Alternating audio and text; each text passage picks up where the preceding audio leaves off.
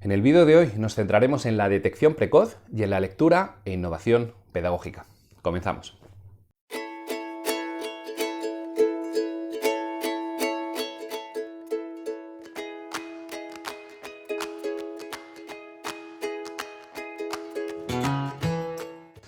Conocer las fases de la conciencia fonológica y su correspondencia en la escritura nos permite valorar el desarrollo de cada niño según lo deseado para cada edad cronológica. Esto nos permitirá saber qué tipo de procesos lectoescritores debe realizar y cómo podemos actuar, estimular y potenciarla. La prevención, pese a que actúa sobre todo el conjunto, es esencial para los futuros disléxicos o con problemas de desarrollo lector. La conciencia fonológica es el principal indicador del futuro éxito lector. Como profesores, podemos identificar a niños de 6 años con dificultades de silabeo, de memoria verbal o dificultades en el lenguaje oral.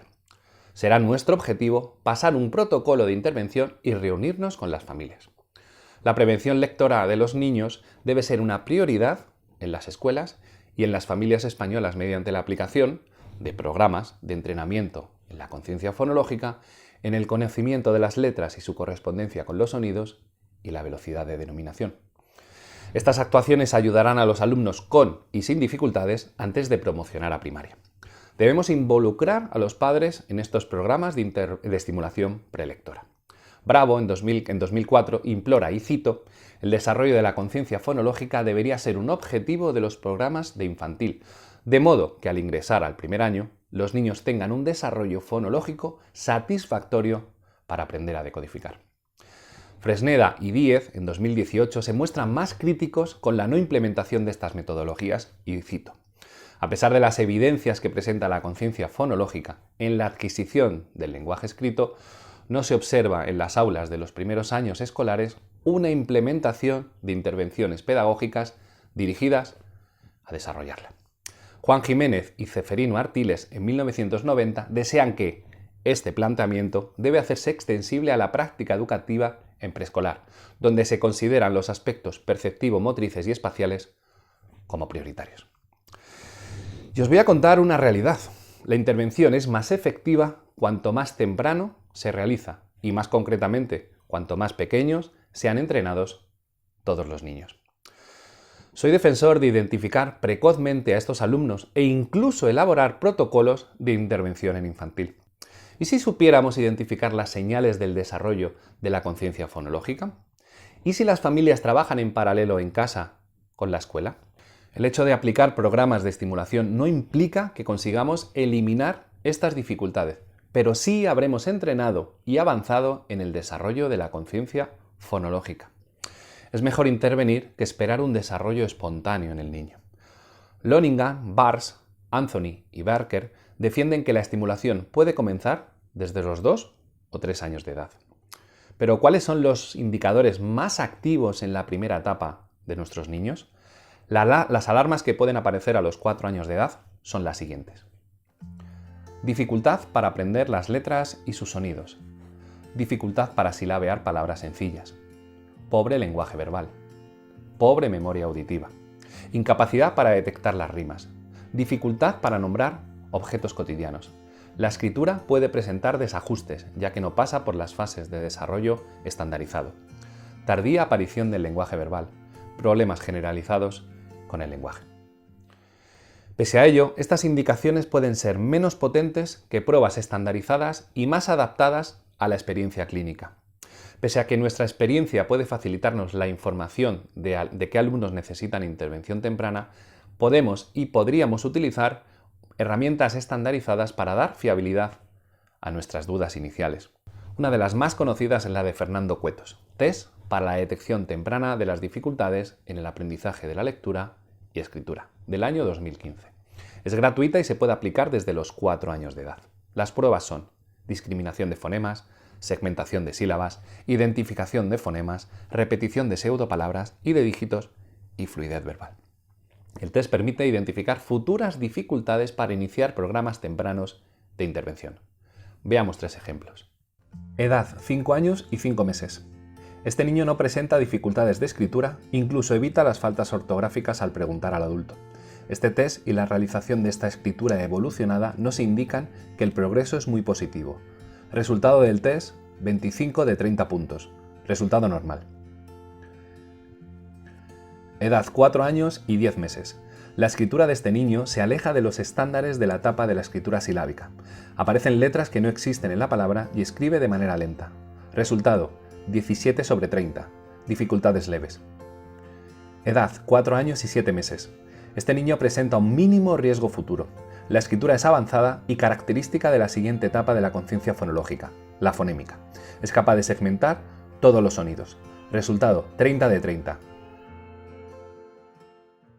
Una segunda herramienta es el protocolo de detección y actuación en dislexia de Araceli Salas, Esther Gómez, Elena Alvarado, María Ángeles, Neus Martorell y Sara Sancho. Este protocolo cuenta con 23 ítems sintomatológicos y con valoración conductual y emocional. Esta herramienta nos facilita diferentes estrategias de intervención y sencillas formas de estimular el desarrollo de la lectoescritura. Es una herramienta más cualitativa que cuantitativa. Existe un protocolo para cada etapa educativa, una para infantil, una para cada ciclo de primaria, una para cada ciclo de secundaria, para el bachillerato, formación profesional y universitarios.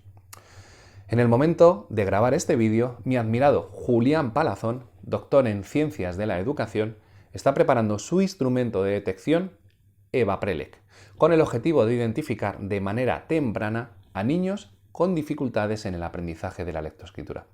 Os animo a seguir su blog Dificultades Específicas de Aprendizaje. Es interesante aplicar los dos test que os he presentado para tener una visión mucho más global y concreta de cada uno de nuestros alumnos. Como hemos comentado en varios momentos de todos estos vídeos, la intervención en conciencia fonológica es la mejor de las recetas para intervenir en el desarrollo lector. A continuación, mi gran amigo Joaquín Valls os hablará de lectura e innovación pedagógica. Adelante, compañero. En este vídeo, Kim, deseas hablar de los dos últimos libros que has leído. La escuela no es un parque de atracciones, del Dr. Gregory Lurie, y Sobre el oficio de enseñar, del Dr. Francisco Javier Pericacho. ¿Qué podemos aprender los docentes de estos textos? Cierto, Víctor. Lo primero que tenemos que aprender los docentes es que en el mercado aparecen continuamente libros que nos ayudan en nuestra labor. Y aparecen libros que están firmados por científicos, es decir, por personas que han investigado con mucha dedicación toda la labor, toda la profesión docente. Por un lado, el doctor Francisco Javier Pericacho, que es un doctor en pedagogía, aunque utiliza un tono contemporizador, aunque es una persona prudente, sí que nos obliga a cuestionarnos muchas de las innovaciones pedagógicas que se han producido a lo largo de los años. Por su parte, el doctor Gregorio Lurie es mucho más contundente en su tono. Ya el nombre del libro, La escuela no es un parque de atracciones, ya resulta ciertamente provocador. Pero estamos hablando de un doctor en filosofía, licenciado en pedagogía y maestro de profesión. Una persona que ha pasado por todos los estamentos docentes y, por lo tanto, una persona que tiene una gran experiencia. Es verdad que algunos pueden decir que por su edad, 68 años, quizás es una persona que no se ha adaptado a las nuevas tecnologías, pero no es cierto. Es una persona que no tiene nada en contra de las nuevas tecnologías, pero sí que nos advierte de que los alumnos tienen que salir muy preparados de la escuela primaria y de la escuela secundaria. ¿Por qué?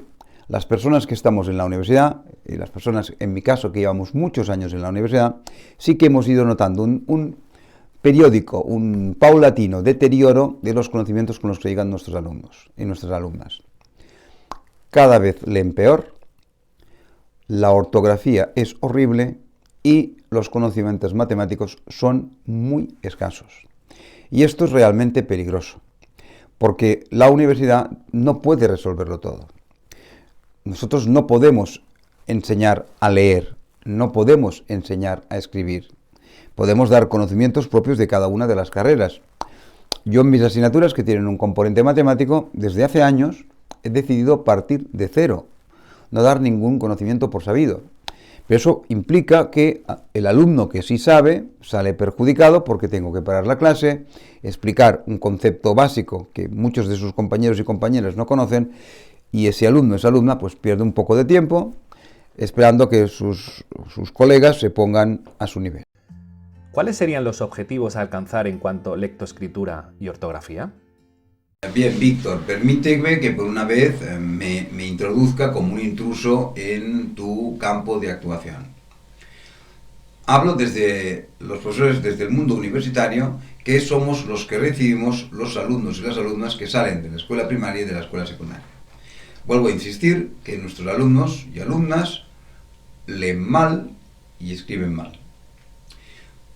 ¿Cuáles son los objetivos que tiene que haber en la enseñanza en los colegios de la lectoescritura y de la ortografía? Bien, los niños y las niñas tienen que aprender a leer bien. ¿Y eso qué significa? Significa, en primer lugar, leer mucho. Sin una gran capacidad técnica de lectura, sin una velocidad de lectura adecuada, sin saber hacer los puntos y las comas, sin saber las normas de puntuación, tienen muchas dificultades cuando se ponen a leer un texto científico para poderlo entender.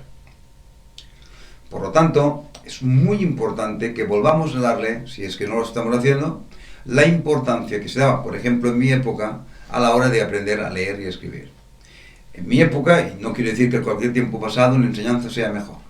Sin embargo, en nuestra época, nosotros dábamos una enorme importancia a la lectura, de manera que en muchas clases durante muchos años nos hacían leer en voz alta. Leer en voz alta, ya dedicamos un vídeo a hablar de este tema, leer en voz alta ayuda mucho a la comprensión. Pero no solo eso, permite al profesor, a la profesora, al maestro, a la maestra, ir corrigiendo los errores en las paradas de puntuación, para que los niños y las niñas aprendan a hacer los puntos, aprendan a hacer las comas, etc.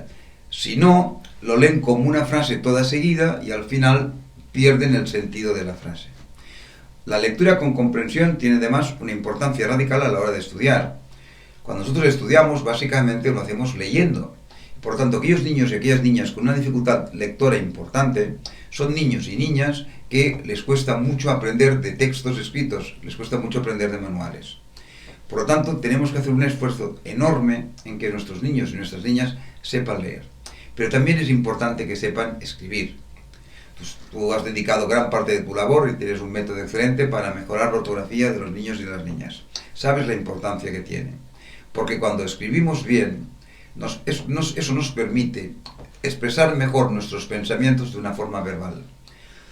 Pensemos que, y valga la redundancia, pensemos que las personas pensamos a través de la palabra. Mayoritariamente nuestro pensamiento es un pensamiento verbal. De forma que, si no leemos bien y no sabemos escribir, no sabemos pensar. Cuando decimos que nuestros niños y nuestras niñas deben tener pensamiento crítico, estamos diciendo, entre otras cosas, que tienen que saber leer y tienen que saberse expresar por escrito. Y eso también pasa por una buena ortografía. ¿En qué medida están correlacionadas la comprensión lectora y el pensamiento crítico? Un profesor expresaba que nuestros alumnos no tienen pensamiento crítico y que por lo tanto una de las cosas que deberíamos hacer en la universidad es enseñarles pensamiento crítico. Pero el pensamiento crítico no se enseña en abstracto. No tiene ningún sentido hacer una asignatura de pensamiento crítico. El pensamiento crítico se basa en haber aprendido muchas cosas. Por ejemplo, yo actualmente les enseño análisis del entorno económico. Para analizar el entorno económico hay que saber economía, por supuesto, pero hay que saber números. El pensamiento crítico es imposible si yo no sé hacer números. Cuando un político liberal, socialdemócrata o de otra ideología propone una medida económica, esa medida económica será eficaz o no en función de los resultados económicos obtenidos. Muchas veces un político, no dudo que bien intencionado, toma una medida económica que a medio o largo plazo resulta contraproducente y no ha resuelto el problema que quería resolver y a veces incluso lo ha agravado. Y eso lo ves cuando haces números. Entonces, ¿queremos que los niños tengan pensamiento crítico? Bueno, pues tienen que saber leer muy bien, tienen que saber comprender lo que están leyendo. Por lo tanto, no se trata de enseñar pensamiento crítico, se trata de enseñar a leer. Si tú lees bien, lees con comprensión, al final comprenderás aquello que lees y podrás tener un espíritu crítico sobre eso. Y luego, cuando hablamos de temas científicos, estamos hablando de proporciones, estamos hablando de correlaciones, estamos hablando de causas o de condiciones. A mí en filosofía, un profesor extraordinario, el doctor José Vélez, leyéndonos un libro de Jaime Balmes, leyéndonos el criterio de Jaime Balmes, nos explicó la diferencia entre causa y condición. Y fue realmente paradigmática. Nos puso un ejemplo muy simple, pero que se me ha quedado grabado y que me ha ayudado mucho para entender los fenómenos, porque a veces confundimos las causas con las condiciones. Nos dijo, imaginaros que el aula está a oscuras. Abrimos la ventana y el aula se ilumina. ¿Cuál es la causa de que se haya iluminado el aula? Y todos los críos dijimos que hemos abierto la ventana. Y el profesor nos dijo no, porque si fuera de noche, aunque hubiésemos abierto la ventana, seguiríamos a oscuras. Por lo tanto, si al abrir la ventana se ha iluminado el aula, es gracias a que hay sol. El sol es la causa de que se ilumine el aula. Y abrir la ventana es la condición. Bien, por esto tan elemental, nuestros alumnos, cuando llegan a la universidad, no lo entienden, lo desconocen.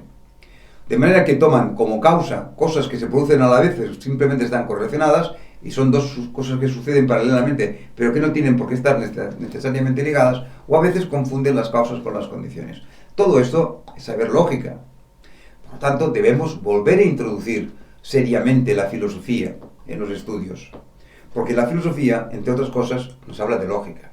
La matemática nos habla de lógica, nos habla de axiomas, nos habla de proposiciones, nos habla de teoremas. Todo esto nos permite comprender. Ya para terminar, y perdona que me extienda, yo durante años fui crítico literario. ¿Cómo se hace un crítico literario? ¿Dónde se estudia la crítica literaria? Bueno, yo no había estudiado, yo soy economista. Yo simplemente, igual que ahora leo cada semana un libro sobre neurociencia, o sobre pedagogía, o sobre neuroeducación, pues antiguamente, cuando era joven, de los 20 a los 40 años, yo cada semana leía una novela, o varias. De manera que después de leer mucho, empecé a tener un sentimiento crítico sobre la literatura y eso me permitía escribir. Pero si no damos conocimientos, si no nos centramos en la escuela primaria y la escuela secundaria, en dar conocimientos y en dar estas dos herramientas básicas, que son la lectoescritura y la matemática, es imposible que nuestros niños y adultos tengan pensamiento crítico. Por lo tanto, podemos hacer 1000 cursos de pensamiento crítico que no servirá absolutamente de nada.